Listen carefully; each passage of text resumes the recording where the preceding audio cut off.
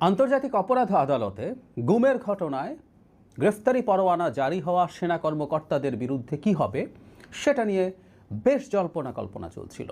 সেনাবাহিনী এটা পালন করবে না, এটা মান্য করবে না, তারা বৈঠক করছেন এবং সবচেয়ে জরুরি কথা, সব সময়ের মতো যেখানেই সেনাবাহিনীর নাম আসে সেখানে প্রতিষ্ঠান হিসাবে সেনাবাহিনী এবং সেনাপ্রধানকে একরকম দায়ী করার প্রবণতা থাকে এবং যথারীতি তাকে সরিয়ে ফেলতে হবে, তাকে চলে যেতে হবে, তিনি ভারতের দালাল, তিনি হাসিনার দালাল, এই আলাপগুলো সামনে আনা হয়। সেগুলো সমানে চলছিল। এই আলাপটা একটু করতে চাই কারণ গতকাল সন্ধ্যার দিকেই খুব গুরুত্বপূর্ণ একটা আপডেট আসে। সেটা হচ্ছে সেনাবাহিনীর পক্ষ থেকে একটা ব্রিফিং করা হয়। সেখানে একজন মেজর জেনারেল, তিনি সম্ভবত অ্যাডজুটেন্ট জেনারেল, তিনি তার ব্রিফ করেন এবং কি করবেন না করবেন, কি করছেন না করছেন সেগুলো তিনি আমাদের সামনে জানান, স্পষ্ট করেন। এর মধ্যেও কিছুটা কনফিউশন সম্ভবত রয়ে গেছে, বিশেষ করে তাদের বিচার, যাদের কথা বলা হয়েছে তাদের বিচার কোন আইনে হবে, বিশেষ করে সার্ভিং যে অফিসার্স আছেন। দুটি গুমের ঘটনার মামলায় আইসিটি 25 জন সামরিক কর্মকর্তার বিরুদ্ধে গ্রেফতারি পরোয়ানা জারি করেছিল। বাংলাদেশের ইতিহাসে প্রথমবারের মতো সার্ভিং অফিসারের বিরুদ্ধেও এই ধরনের একটা পরোয়ানা হয়েছে। এর মধ্যে 9 জন হচ্ছে অবসরপ্রাপ্ত, একজন হচ্ছে পিআরএল, যিনি অবসর চাওয়াকালীন ছুটিতে আছেন, সেটাও একরকম চাকরিতে থাকার মতো ব্যাপার, এই 10 জন। আর 15 জন হচ্ছেন সার্ভিং অফিসার্স। এই হলো মোট 25 জন। আমাদেরকে জানানো হয়েছে যে 15 জনের বিরুদ্ধে গ্রেফতারি পরোয়ানা হয়েছে, যারা সার্ভিং আছে তাদেরকে হেফাজতে আনা হয়েছে। এর মধ্যে একজন তিনি মেজর জেনারেল পদমর্যাদার, তাকে খুঁজে পাওয়া যাচ্ছে না, তিনি পালিয়েছেন সম্ভবত, এবং সেনাবাহিনী আমাদেরকে জানিয়েছে তারা বিভিন্ন জায়গায় বিভিন্ন প্রতিষ্ঠানকে বলেছেন যাতে তিনি দেশ ত্যাগ করতে না পারেন। এখন প্রশ্ন যেটা আসলো, প্রথম কথা হচ্ছে এই অ্যাকসেপ্টেন্সের মাধ্যমে, এনাদেরকে কাস্টাডিতে নেওয়ার মাধ্যমে, তারা কাস্টাডি, তাদের কাস্টাডি, এটা আমাদের বেসামরিক কাস্টাডি না, এটা প্রসেসটা কি খুব বিস্তারিত তিনি ব্যাখ্যা করেছেন, কোন জায়গায় রাখা হয়, কিভাবে রাখা হয়, কত সময় দেওয়া হয়। যে কেউ ইন্টারভিউগুলো অনলাইনে পাওয়া যায়, তিনি তার ব্রিফিংটা দেখে নিতে পারেন। কিন্তু এটা করার মাধ্যমে একটা বার্তা সেনাবাহিনী দিল যে তারা এই যে অপরাধীরা আছেন, অভিযুক্তরা আছেন, আমরা প্রাথমিকভাবে অন্তত অভিযুক্ত বলবো, গুমের মতো মারাত্মক মানবাধিকার বিরোধী অপরাধ, মানবতা বিরোধী অপরাধের সাথে যারা জড়িত আছেন তাদের দায় তারা নেবেন না। এটাই উচিত হবে। ইনফ্যাক্ট আমাদের পুরো সেনাবাহিনীকে এর সাথে জড়িত করার কিছু নেই। শেখ হাসিনার সময় সেনাবাহিনী হোক, পুলিশ হোক, তার একটা অংশ আসলে শেখ হাসিনার পারপাস সার্ভ করেছে, সেটার বিনিময়ে তারা তাদের বেনিফিট পেয়েছে, এবং এটার কারণেই আমি ধারণা করি এনাদের বাহিনীর ভেতরে খুব বেশি ভালো অবস্থানও নেই, থাকার কোনো কারণ নেই, কারণ এসবের বিনিময়ে তারা নানান অন্যায় সুযোগ সুবিধা পেয়েছেন, পদোন্নতি পেয়েছেন, অনেক কিছু, এবং এটা অসন্তোষ সৃষ্টিকারী বিষয় বলেই আমি ধারণা করি ব্যক্তিগতভাবে।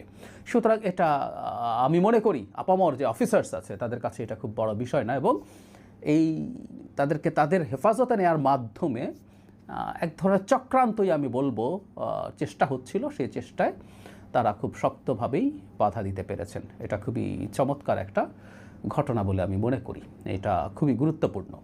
এখন প্রশ্ন যেটা হয়েছে, তাদের বিচার কিভাবে হবে। এখন যিনি ব্রিফ করেছেন তার বক্তব্যের মধ্যে একটা জায়গায় এরকম আছে, তিনি বলছেন যে এই দেশের সংবিধান এবং যে কোনো আইনের প্রতি তারা শ্রদ্ধাশীল, তারা ইনসাফে বিশ্বাস করে, এগুলো আছে।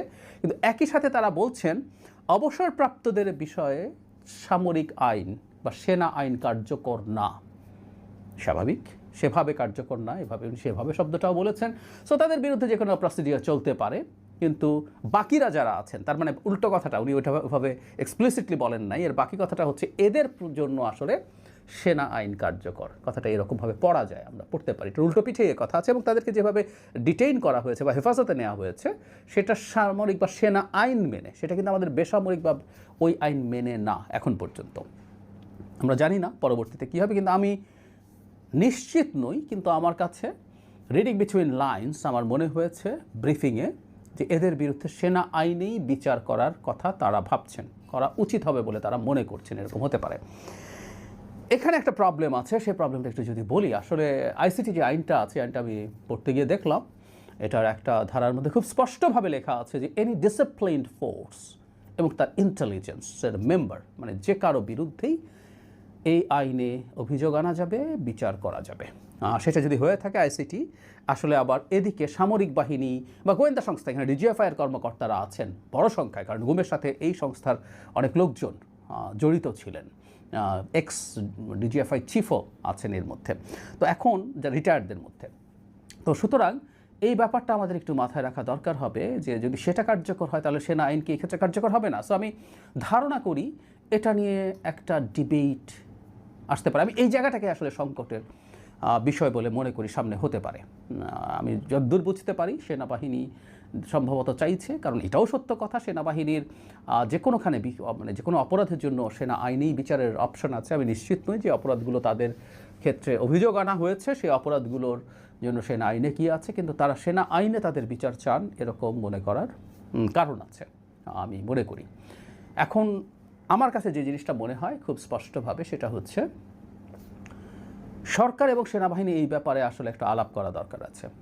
এটা নিয়ে বাংলাদেশের বিদ্যমান প্রেক্ষাপটে এই সিচুয়েশনটা খুব ডেলিকেটলি ফেস করতে হবে, ডিল করতে হবে, হ্যান্ডেল করতে হবে, এটা বলতেই হবে। কারণ হলো আমাদের সামনে পরিস্থিতি আসলে খুব ভালো না, আমরা দেশটা খুব স্টেবল অবস্থায় আছে, তার আমাদের একটা নির্বাচন আছে, নির্বাচনটাকে সামনে রেখে বাংলাদেশের নির্বাচনকে ভণ্ডুল করার জন্য অনেকে চেষ্টা করছেন, এবং এই নির্বাচন ভণ্ডুল করার জন্য যা যা করা দরকার তার জন্য টাকা ইনভেস্ট করা থেকে শুরু করে যে কেউ, এটা আওয়ামী লীগ, ভারত, যে কেউ বা দেশের মধ্যে অনেক কায়েমি স্বার্থবাদী গ্রুপ আছে যারা নির্বাচন না হলে তাদের সুবিধা হয়, তারাও চাইবেন বাংলাদেশের নির্বাচন না হোক। সো এই চেষ্টা তো থাকবেই। এই সময়ে এই ইস্যুতে অন্তত যাতে সেনাবাহিনী এবং সরকারের মধ্যে কোনো রকম কোনো সিরিয়াস মতদ্বৈততা তৈরি না হয়, এটাও আমাদের একটু দেখা দরকার আছে। আর এই সময় আরেকটা কথা খুব জরুরি, যেটা বলছিলাম যে ঘটনায় ঘটুক না কেন জেনারেল ওয়াকারকে চলে যেতে হবে। তিনি সব মানে আমরা কেষ্টা বেটা চোরের মতো, যেন ওয়াকারই প্রধান চোর, সুতরাং যে কিছুই ঘটুক না কেন তাকে চলে যেতে হবে। ইনফ্যাক্ট তাকে চলে যেতে হবে এই আলাপ দীর্ঘদিন থেকে 5 আগস্টের পর থেকে ক্রমাগত তোলা হয়েছে, কারণ এই ভদ্রলোকই অন্তত এখন পর্যন্ত আছেন যিনি অ্যাডভেঞ্চারাস না। এই ধরনের তৃতীয় বিশ্বের একটা দেশে এই ধরনের কেওটিক সিচুয়েশনে খুবই অ্যাডভেঞ্চারিজমের ভোগেন আমাদের এইসব ক্ষেত্রে মিলিটারি চিফেরা, তারা চান ক্ষমতার দখল করতে বা ক্ষমতার কোনো না কোনোভাবে নিয়ন্ত্রণ নিয়ে নিতে, কিন্তু ইনি প্রথম থেকে নির্বাচন করছেন। এটাই আসলে মূল সংকট আসলে অন্য কিছু না। সেই নানান অভিযোগ, নানান স্টিগমা তাকে দেওয়ার চেষ্টা করা হয়েছে, কিন্তু তিনি তার জায়গায় অটল আছেন, এবং উই আর লাকি। আমি প্রায় বলি যে উনি এইরকম চেষ্টা করেন, চিন্তা করেন। টার্মোয়েলের টাইমে 3 দিন বাংলাদেশের সরকার ছিল না, মিলিটারি সরকার মানে দায়িত্ব যদি নিয়ে নিত, আমি ব্যক্তিগতভাবে বিশ্বাস করি মেজরিটি অফ মানুষ তারা এটা মেনে নিতেন। হ্যাঁ, বিরোধী মত, আমি নিজে এটার বিরুদ্ধে ভিডিও করেছি কয়েক দফা, মানে 5 থেকে 8 তারিখের মধ্যে, কিন্তু মানুষ পছন্দ করতো। এই মুহূর্তে দরকার সেনাবাহিনী সরকার স্লোগান 2-3 তারিখের অগাস্টের কথা বলছি, হাসিনা যাওয়ার আগেই হয়েছে, সুতরাং তারা এটা পারতেন না আমি বলে মনে করি না, কিন্তু উনি এটা করেননি, এবং উনি ওনার বাহিনী নিয়ে তিনি শেষ পর্যন্ত শেখ হাসিনার বিরুদ্ধে দাঁড়িয়েছেন। তিনি শেখ হাসিনার আত্মীয় হলেও শেখ হাসিনার সাথে তিনি তার কথার সাথে কমপ্লাই করেননি, এবং আমরা প্রায় বলি, এবং এটা সঠিক, এই কথাটা রিপিট করা দরকারও আছে। শেখ হাসিনা থেকে গেলে প্রথম মৃত্যুদণ্ড সম্ভবত কোর্ট মার্শাল হয়ে জনাব ওয়াকারেরই হতো। সুতরাং আমরা চাই বাংলাদেশের এই নির্বাচনের আগ পর্যন্ত, নিজস্ব যে টেনিওর আছে এটা সম্ভবত 27 সাল পর্যন্ত, 27 সালের এপ্রিল পর্যন্ত সম্ভবত তিনি সেটা করে একজন সেনা প্রধান হিসাবে রিটায়ার করবেন। তিনি সেটাই এক্সপেক্ট করেন, তার অন্তত এখন পর্যন্ত যা যা করছেন সেটা দেখে আমরা বুঝতে পারি। তো সুতরাং তাকে নিয়ে অহেতুক যেন আমরা বিষোদ্গার না করি, এবং সব কিছুর জন্যই তাকে দায়ী করার যে প্রবণতা, যাই ঘটুক না কেন তিনিই দায়ী, তাকেই সব কিছু করতে হবে, তাকে সব দায়িত্ব দিয়ে সরিয়ে ফেলতে হবে, বা সেনাবাহিনীকে প্রতিষ্ঠান হিসাবে স্টিগমাটাইজ করা। বাংলাদেশের এই প্রতিষ্ঠানটার শেখ হাসিনার সময় স্খলন হয়েছে, কথাটা ঠিক ভুল না, মানে একটা অংশ, আমরা অ্যাজ এ হোল বলছি না। খুব স্বাভাবিকভাবে যেটা হয়, একটা অবৈধ সরকার যখন ক্ষমতায় থাকতে হয়, সে রাষ্ট্রের প্রতিটা প্রতিষ্ঠানকে ধ্বংস করার চেষ্টা করবে, সে তার মতো করে ভেঙে চুরে তার ভৃত্যে বা দাসে পরিণত করার চেষ্টা করবে। সেটা হয়েছে, এবং কিছু কিছু অফিসার নিশ্চয়ই তার সাথে কমপ্লাই করেছে।